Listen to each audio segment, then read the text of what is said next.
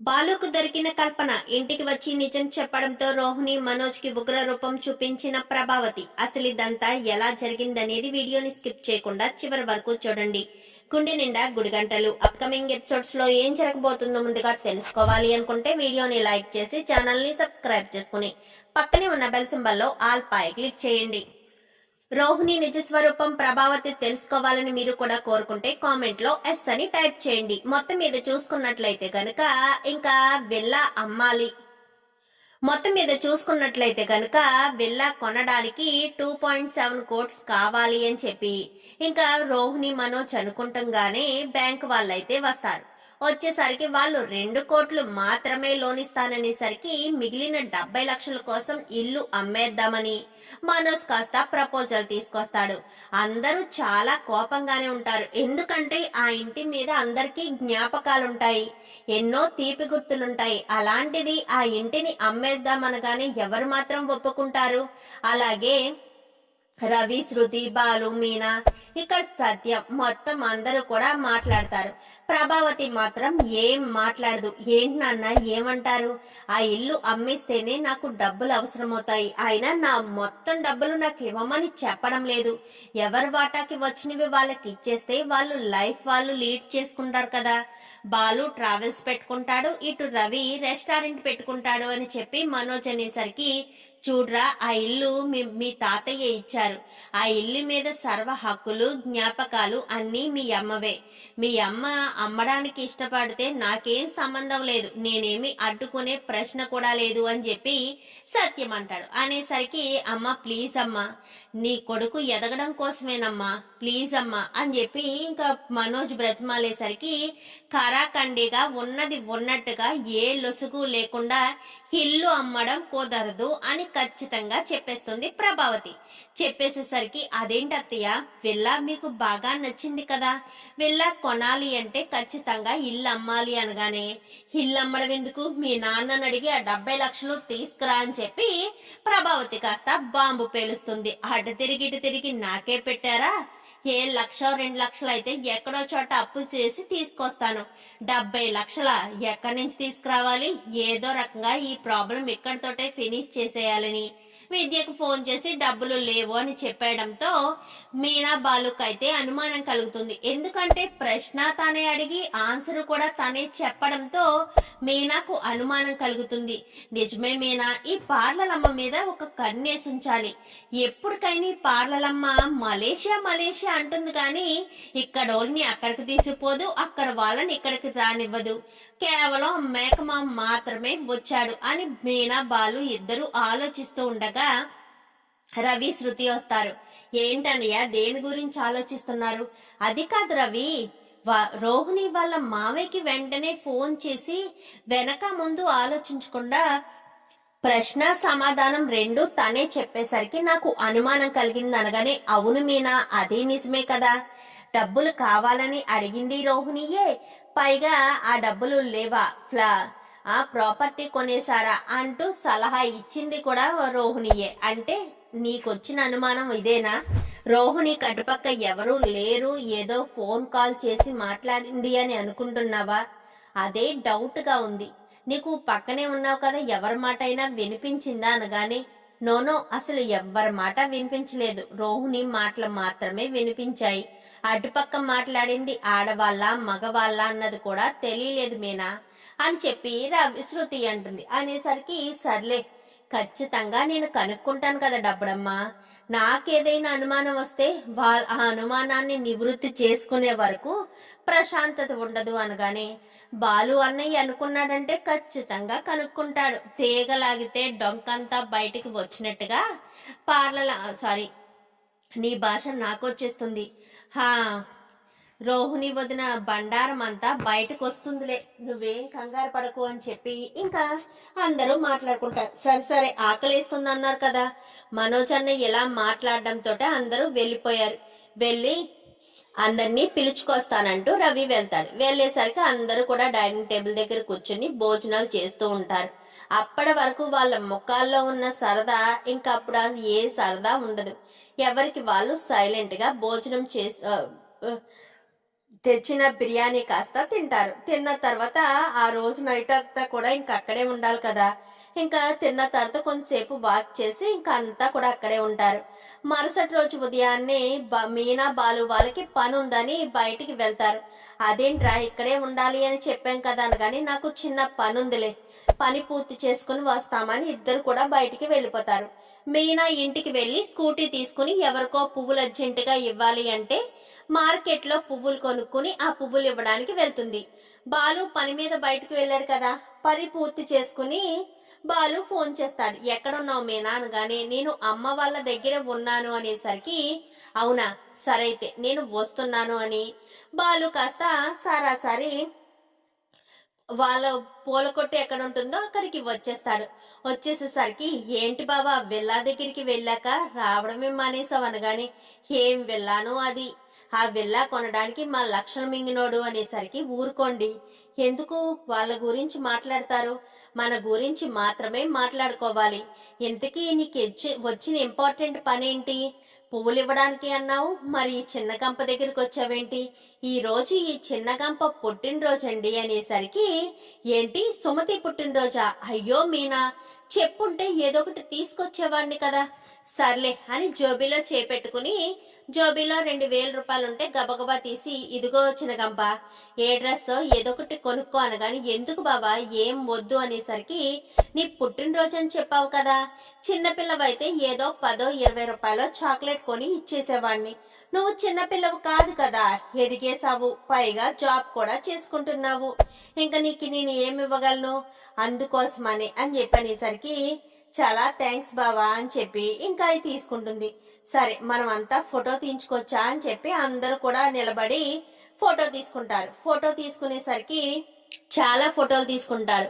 బాలు మీనా తీసుకుంటారు, సుమతి వీళ్ళు తీసుకుంటారు, మొత్తం అంతా సెల్ఫీలు తీసుకుంటారు, ఇంకా అన్ని ఫోటోలు తీసుకుంటారు. ఇంతకీ బాలు వచ్చిన అంత ఇంపార్టెంట్ పని ఏంటి, బాలుకి ఫోన్ వస్తుంది, కల్పన ఊళ్ళోకి వచ్చానని. కల్పన రాజమండ్రి వచ్చిన ప్రతిసారి కూడా బాలుయే కదా తీసుకొస్తాడు, ఎయిర్పోర్ట్ నుంచి తీసుకొచ్చి అక్కడ డ్రాప్ చేసేది బాలునే కదా. సో ఆ పని మీద బాలు అక్కడికి వచ్చి కల్పనని డ్రాప్ చేసి కల్పన దగ్గర నుంచి బయలుదేరేసరికి, బాలు ఒక సెల్ఫీ తీసుకుందాం బాలు, నీ గురించి నేను లండన్ లో చెప్తే సారీ కెనడాలో చెప్తే నీ ఫోటో చూపించమని అడిగారు అనగానే, నా గురించి చెప్పడం ఏంటి మేడం అనగానే, ఇలా బాలు అనే వ్యక్తి చాలా మంచివాడు అని గట్ట చెప్తే ఫోటో చూపించమన్నారు, అందుకే ఈసారి వెళ్ళినప్పుడు వాళ్ళు అడుగుతారు కదా, మళ్ళీ నేను ఏ హడావిడిలో బయలుదేరి వెళ్ళిపోతాను, అందుకే ఇప్పుడు ఒక ఫోటో తీసుకొచ్చని. ఇద్దరు కూడా సెల్ఫీ తీసుకుంటారు. తన కార్ దగ్గర ఉంటుంది, కొంచెం బాలు కొంచెం ముందుకొచ్చి సెల్ఫీ తీసుకుంటాడు.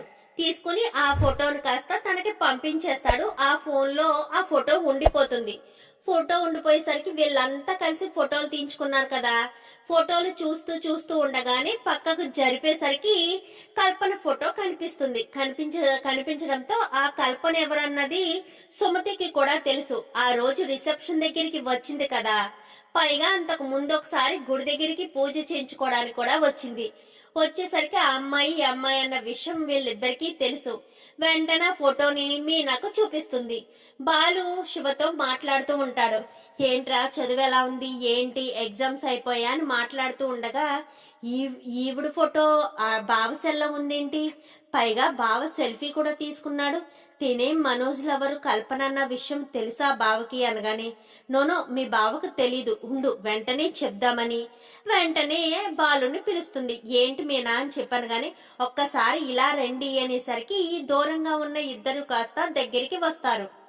వచ్చేసరికి, ఈ అమ్మాయితో మీరు ఫోటో తీయించుకున్నారేంటి, ఈ అమ్మాయి మీకు తెలుసా, ఎక్కడుంటుందో తెలుసా అనగానే, తన గురించి నువ్వు అడుగుతున్నావేంటి మీనా, ఆ మేడం కెనడా మేడం, నేను చెప్తుంటాను కదా, కెనడా నుంచి వస్తే నేనే తిప్పాను మొన్న అని చెప్పాను కదా అనగానే, అవును తనేనా తిను, మరి ఇప్పుడు ఫోటో తీయించుకున్నారనగానే, నాకు వచ్చిన ఇంపార్టెంట్ వర్క్ అదే, మేడం కాల్ చేసి అర్జెంటుగా రమ్మనగానే నేను వచ్చాను అనేసరికి, ఏంటి కెనడా మేడం ఈవిడ, తనెవరనుకుంటున్నారు, తనెవరో మీకు తెలుసా అనగానే, నాకేం తెలుసు, నీకు తెలుసా, అసలు తను నీకెలా పరిచయం, తనెవరనుకుంటున్నారు, మీ అన్నయ్య లవరు, అదే ఆ 40 లక్షలు తీసుకువెళ్ళిపోయిందని చెప్పారే, కల్పన. ఆ కల్పనే ఈ కల్పన అనేసరికి, ఏంటి మీనా, ఏంటి నువ్వనేది? ఆ 40 లక్షలు తీసుకెళ్ళిపోయిన ఆ లక్షలు మింగినోడు లవరే ఈ అమ్మాయి అని చెప్పనగానే, అవునండి అంటూ మీనా చెప్తుంది. నమ్మలేకపోతున్నాను మీనా. ఇప్పుడు ఇంతకీ తిని ఎక్కడుంటుందండి? ఏ ఏరియాలో ఉంటుంది మీకు తెలుసా అనగానే, నేను తనని హోటల్ దగ్గర డ్రాప్ చేసిందే నేను కదా, తను ఎక్కడుంటుందో నాకు తెలుసు, పద వెళ్దామని. ఇంకా మీనా బాలు ఇద్దరు సరే అమ్మా సరే సుమతి వెళ్ళొస్తామని ఇద్దరు కూడా గబగబా వెళ్తారు. ఇన్ని రోజులు నాకు తెలీదే, అసలు అలా ఎలా తెలుసుకోకుండా ఉన్నాను, అయినా తనని మీరు చూడలేదు కదండి అంటూ మీనా చెప్పగానే, కరెక్టే మీనా, తను ఎలా ఉంటుందో నాకు తెలియదు కాబట్టి ఇన్ని రోజులు నాకు తెలియలేదు. ఈ సెల్ఫీ తీయడం మంచిదన్నమాట. ఆ అమ్మాయి అక్కడున్న వాళ్ళకి, కెనడాలో ఉన్న వాళ్ళకి చూపించడం కోసం తీసుకుంది. ఈ ఫోటో ఎందుకు పనికొచ్చింది? తన గోతిని తనే తవ్వుకుందనమాట. ఎట్టి పరిస్థితిలో ఆ 40 లక్షలు మనం వసూలు చెయ్యాలండి, లేకపోతే కుదరదు.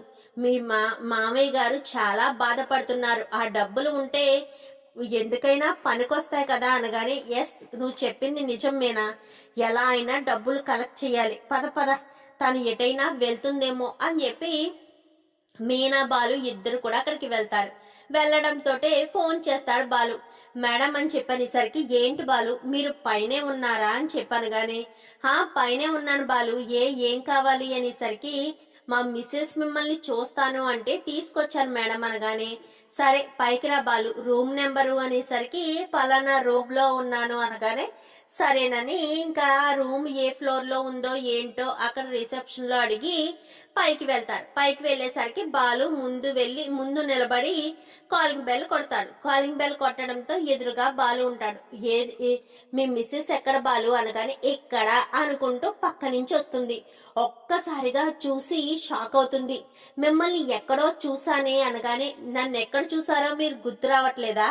ఆ రోజు నాకు మనోజ్కి రిసెప్షన్ జరుగుతూ ఉంటే మీరు మనోజ్ని పక్కకు తీసుకువెళ్ళి మరి మాట్లాడారు కదా, గుర్తొచ్చానా అనేసరికి, అవును నువ్వు బాలు మిస్సెస్ అవ్వడం ఏంటి? ఆ రోజు ఆ 40 లక్షలు మీరు ఇద్దరు ప్లాన్ వేసుకుని పెళ్లిపెట్ల మించి వెళ్ళిపోవాలని ప్లాన్ చేసుకున్నారు కదా, మీరు వేసుకున్న ప్లాన్ ప్రకారమే మనోజ్ పెళ్లిపెట్ల మించి వెళ్ళిపోయాడు. మనోజ్ తమ్ముడైన ఈయన నా మెడలో తాళి కట్టాడు అనేసరికి, అంటే మనోజ్ మీ అన్నయ్య అని చెప్పాను గాని, అవును కెనడా మేడం, ఇప్పుడు నేను లోపలికి వచ్చి అసలు విషయం చెప్తాను అంటూ లోపలికి వచ్చి మొత్తం విషయం చెప్పి, ఇంతకీ ఆ 40 లక్షలు ఎక్కడ, ఎప్పుడు ఇస్తారు 40 లక్షలు? 40 లక్షలు తీసుకుని అలా ఎలా వెళ్ళిపోతారు? ఆడదు కాబట్టి ఇంత మర్యాదగా అడుగుతున్నాను, అదే మగవాడైతే మరొక స్టైల్లో అడిగేవాడిని. మా నాన్న 30 సంవత్సరాల పాటు కష్టపడిన డబ్బులు, వాడికి ఎలాగా సిగ్గు శరం ఏమీ లేవు, మీకైనా ఉండాలి కదా. ఒక ఒక వ్యక్తి కుటుంబం కోసం ఎంతో కష్టపడి సంపాదించిన డబ్బులు అలా ఎలా లాక్కుని వెళ్ళిపోదామనుకున్నారు? కొంచెం అంటే కొంచెం కూడా ఆలోచించే జ్ఞానం లేదా అని చెప్పనేసరికి, ఏంటి బాలు ఏం మాట్లాడుతున్నావు, నేను ఆల్రెడీ ఆ డబ్బులు రిటర్న్ చేసేసాను కదా, ఆ డబ్బులు మళ్ళీ నన్ను అడుగుతున్నావేంటి? ఏంటి ఏం మాట్లాడుతున్నారు, డబ్బులు రిటర్న్ చేయడం ఏంటి? చూడు బాలు, ఆ డబ్బులు నేను ఆల్రెడీ లాస్ట్ టైం ఇక్కడికి వచ్చాను కదా, అప్పుడే నన్ను రోహిణి చూసి పోలీస్ స్టేషన్ కి తీసుకువెళ్లి 40 లక్షలు కూడా, 40 కాదు 45 లక్షలు నా దగ్గర నుంచి తీసేసుకుందా ఆల్రెడీ అని చెప్పనేసరికి, ఒక్కసారిగా బాలు మీనా ఒకరి ముఖాలు ఒకరు చూసుకుంటారు. ఏంటి 45 లక్షలు తీసేసుకుందా అనగానే, గుర్తుందా బాలు, పోలీస్ స్టేషన్ దగ్గర ఒక ప్రాపర్టీ కోసమని నీ చేత సాక్షి సంతకం పెట్టించుకున్నానే, అది ఆ డబ్బుల కోసమే అని చెప్పనేసరికి, ఒక్కసారిగా ఏంటి ఆ సాక్షి సంతకం అందుక, అంటే మీరు 45 లక్షలు ఇచ్చేసారా? ఆ రోజే నేను ట్రాన్స్ఫర్ చేసేసాను, దానికి సంబంధించిన లెటర్ కూడా నా దగ్గర ఉంది, అది పోలీస్ స్టేషన్ లో నాకు ఇచ్చారు, ఒక్క నిమిషం అంటూ తన బ్యాగ్ లోంచి కాస్త లెటర్ తీసి చూపిస్తుంది. ఇదిగో బాలు, 45 లక్షలు వచ్చినట్టుగా మీ మనోజ్ అన్నయ్య సంతకం పెట్టాడు అనేసరికి, అవును నిజమే, ఇది మీ మనోజ్ అన్నయ్య సంతకమేనండి అనేసరికి, అయితే ఆ డబ్బులు ఇంట్లో ఇవ్వలేదు, అయితే ఆ డబ్బులతోటి వీళ్ళు బిజినెస్ చేసుంటారు, 40 లక్షలు వాళ్ళ నాన్న దగ్గర నుంచి తీసుకొచ్చానని రోహిణి అబద్ధం చెప్పిందండి అంటూ ఇంకా మీనా మాట్లాడేసరికి నాకు ఆ రోహిణిని చూస్తేనే ఏదో తేడాగా అనిపించింది. మీ అన్నయ్యని మోసం చేస్తుంది అని నాకు అనిపిస్తుంది అని చెప్పి కల్పన అయితే అంటుంది. కల్పన అనేసరికి సరే ఇప్పుడు డౌట్ క్లియర్ అయిపోయింది కదా అనగానే మీరు మరొక హెల్ప్ చేయాలి అనేసరికి మళ్ళీ హెల్ప్ ఏంటి, మీరు ఇప్పుడు మాకు చెప్పిన ఇదే విషయం మా ఇంటికి వచ్చి చెప్పాలి. అప్పుడే మా ఇంట్లో వాళ్ళంతా నమ్ముతారు, లేదంటే నమ్మరు. వాడిని ఇంకా మా అమ్మ నమ్ముతూనే ఉంటుంది. 40 లక్షలు వాడికి ఎప్పుడో వచ్చినా ఇంట్లో ఒక్క మాట కూడా చెప్పకుండా ఆ 40 లక్షలు వాడుకున్నాడు కాబట్టి ఆ విషయం బయట పెట్టి తీరాలి అని చెప్పి మాట్లాడేసరికి సరే ఎప్పుడు రమ్మంటావు అనగానే నేను ఇంటికి వెళ్ళి మీకు ఫోన్ చేస్తాను, మీరు దయచేసి రండి, మీరు వస్తేనే వాళ్ళ నిజ స్వరూపాలు బయట పెట్టగలను అనగానే ఎప్పుడో ఎందుకండి, ఇప్పుడే మనతో పాటు తీసుకువెళ్ళిపోదాము అనగానే వద్దు, ఈ రోజు వద్దు, రేపు వెళ్దాం, రేపు వెళ్తే బాగుంటుంది అని చెప్పి ఇంకా రేపు వస్తాను మేడం అని చెప్పి అక్కడి నుంచి వచ్చేస్తాడు. తనని వదిలేయచ్చంటారా? వదిలేయడానికి తను పారిపోతుందని ఎందుకు అనుకోవాలి? ఆల్రెడీ 45 లక్షల రూపాయలు ఇచ్చింది, పైగా పార్లలమ్మ మీద మనోజ్ మీద కోపంతో ఉంది. ఇంటికొచ్చి ఖచ్చితంగా చెప్తుంది, మీరేం కంగారు పడవలసిన పని లేదు అని. మీనా అనేసరికి ఇంకా ఇద్దరు కూడా వెళ్ళాక వచ్చేస్తారు. వెళ్ళాక వచ్చేసిన కానించి ఆ విషయం బాలు ఎప్పుడెప్పుడు బయట పెట్టాలా అని చాలా ఆరాట పడతాడు.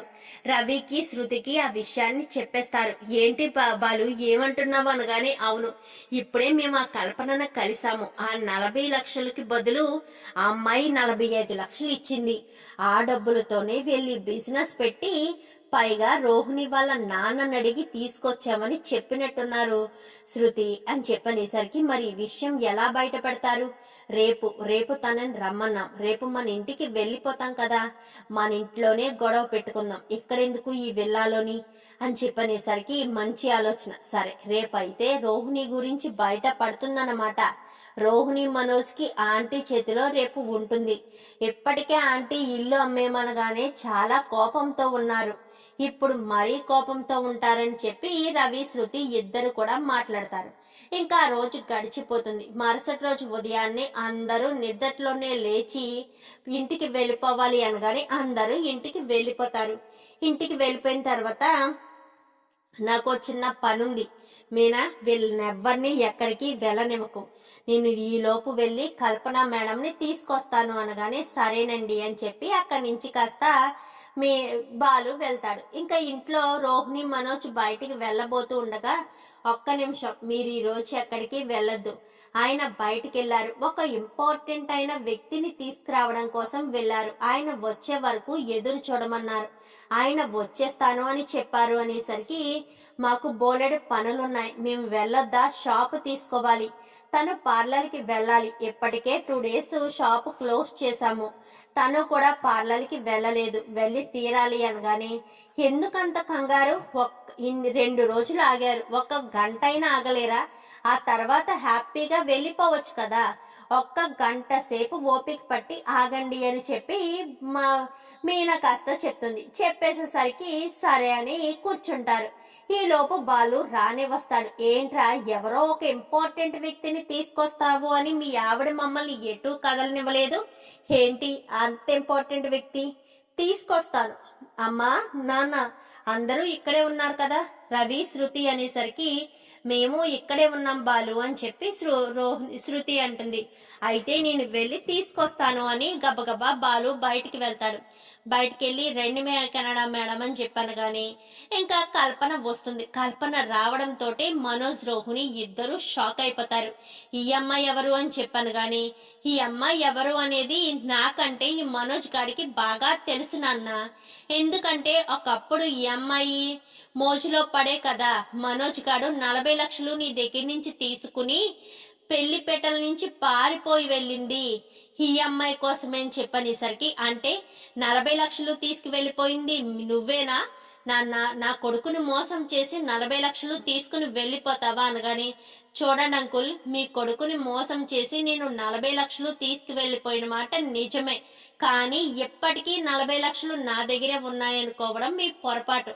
ఎందుకంటే ఆల్రెడీ 40 లక్షలకి బదులు 45 లక్షల రూపాయలు నేను మనోజ్కి ఇచ్చాను అని చెప్పనేసరికి ఒక్కసారిగా ప్రభావతి షాక్ అయిపోతుంది. ఏంటమ్మాయి, ఏమంటున్నావు?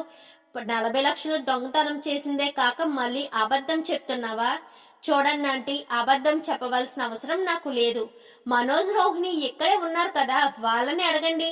పోనీ నేను డబ్బులు ఇచ్చాను అని చెప్తున్నాను కదా, దానికి సంబంధించిన ప్రూఫ్ నా దగ్గర ఉందని వెంటనే ఆ లెటర్ ని కాస్త తీసి చూపిస్తుంది. ఇది పలానా పోలీస్ స్టేషన్ లో ఇచ్చిన లెటర్.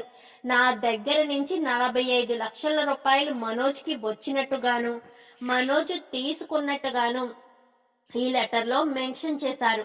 45 లక్షలు నేను మనోజ్ వాళ్ళకి ఇచ్చాను. మనోజ్ సంతకం కూడా పెట్టాడు అనేసరికి ఆ లెటర్ ని కాస్త శృతి తీసుకుని, శృతి కూడా అదే చదువుతుంది. అవును, అప్పుడే డబ్బులు రిటర్న్ చేసేసింది అనేసరికి ఇంకా రోహిణి, మనోజ్ ఇద్దరు కూడా అలా షాక్ అయిపోయి చూస్తూ కంగారు పడిపోతూ ఉంటారు.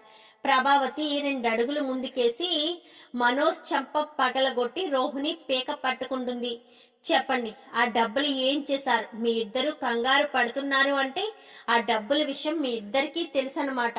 అంటే ఆ డబ్బులు ఏం చేశారు, ఎక్కడ పెట్టారు? ఆ 45 లక్షలు తీసుకున్నామన్న విషయం ఇప్పటి వరకు ఎందుకు బయట పెట్టలేదు? చెప్పండి అని చెప్పనేసరికి, ఎలా చెప్తారు ప్రభావతమ్మ? 40 లక్షలు పెట్టే కదా వాళ్ళు షాపు పెట్టారు. పైగా పార్లలమ్మ పుట్టింటి నుంచి తెచ్చాను అని చెప్పింది.